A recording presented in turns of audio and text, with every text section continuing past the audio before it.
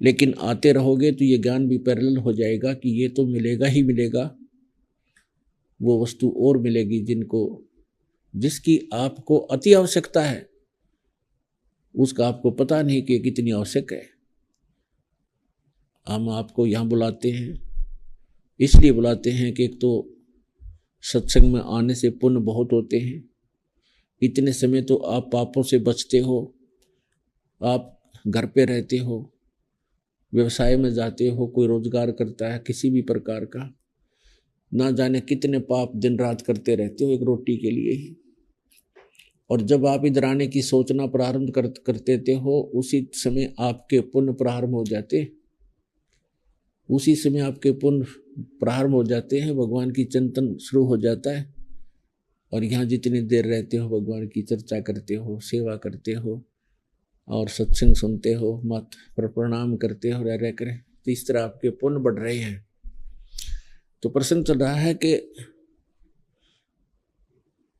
17वें अध्याय के 23वें श्लोक में उस परमात्मा के पाणी के 3 मंत्र का निर्देश है, ओम तत्सत।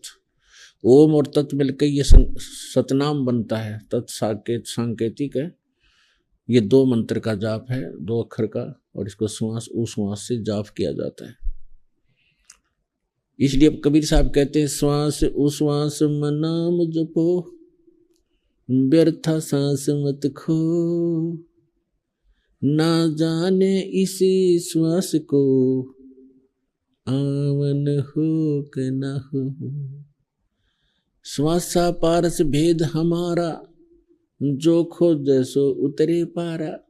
श्वासा पारस आद निशानी, जो खो जैसो होए दरबानी। हरदम नाम सुहंगम सोई, आवागमन बोर न होई। तो ये सांस का सिमरन है। कबीर साहब कहते हैं, कहता हूँ कहीं जात हूँ और कहूँ बजा के ढोल, और श्वास जो खाली जात है, ये 3 लोक का बोल।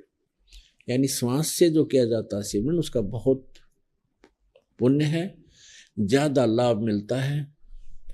जैसे एक तो हम ये बंदूक की गोली को हाथ से मारे तो कंकर पत्थर जितना ही काम करेगी, और उसका विधि है, उसको गन के अंदर डालकर फिर चलाएंगे तो वो अपना फुल काम करेगी।